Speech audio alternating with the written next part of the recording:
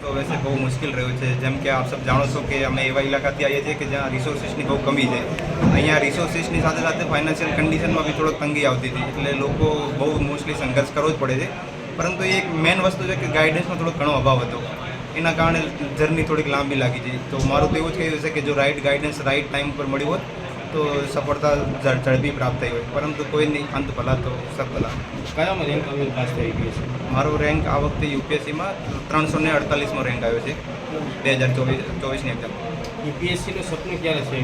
કઈ રીતે ખ્યાલ આવ્યો યુપીએસસી પરીક્ષા? પછી આ સપનું મેં 2015માં અમારી સ્કૂલમાં એક શિક્ષક દ્વારા જ્યારે પ્રેરણા સ્ત્રોત તરીકે આઈએસની ભૂમિકાનો જ્યારે વાત કરી ત્યારે ખ્યાલ આવ્યો કે ના, આઈએસની એક બહુ મોટી પોઝિશન છે. તો અમે એ ટાઈમે થોડુંક અંદર બેક ઓફ ધ માઇન્ડ થોડુંક થઈ ગયું હતું એટ અ સબકોન્શિયસ લેવલ. પરંતુ જે અમારા ગામમાં મોસ્ટલી ગવર્મેન્ટ જોબની તૈયારી લોકો ઘણા કરતા હતા, ત્યારે એવું થયું કે ચલો આ આઈએસ લેવલની જોબ કઈ હોય છે એ ઉપર થોડુંક જાણ્યું. તો થયું કે ચલો આઈએસ દ્વારા સમાજમાં ઘણું બધું સેવાનો મોકો મળે છે. તો 2017-18માં આ વસ્તુનો ખ્યાલ આવ્યો હતો. 2020-21 કોલેજ પછી મેં તૈયારી સ્ટાર્ટ કરી હતી યુપીએસસીની તૈયારી માટે.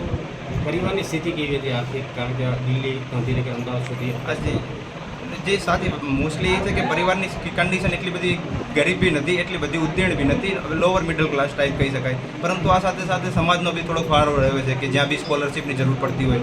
આ ઉપરાંત ગુજરાત ગવર્મેન્ટ દ્વારા જે એમની સ્કોલરશિપ આપવામાં આવે છે એ થોડુંક બેકબોન તરીકે સાબિત થયું છે, જેના કારણે અફોર્ડ કરી શકીએ દિલ્હી અથવા ગાંધીનગરમાં રહેવાનું. અન્ય પરીક્ષાર્થીઓને શું સંદેશ આપશે યુપીએસસી? અન્ય પરીક્ષાર્થીઓને એક જ વસ્તુ કહીશ કે જર્ની કોઈક બધાની સેમ નહીં હોતી. કોઈકનું નસીબ હોય છે તો ઘડીક વારમાં મળી જાય છે, કોઈકના નસીબ સારા કામ નથી કરતા તો થોડોક સમય લાગી જાય છે. પણ એ છે કે એક તો પોતાના મહેનત ઉપર અને પોતાના ઉપર આ બંને જાત ઉપર ભરોસો રાખશો તો સફળતા તો આજ નહીં તો કાલ મળશે તો કરીશ. મિત્રો, આવા જ વિડીયો અને શોર્ટ્સ જોવા માટે આજે જ અમારી ન્યૂઝ રૂમ યુટ્યુબ ચેનલને સબસ્ક્રાઇબ કરો.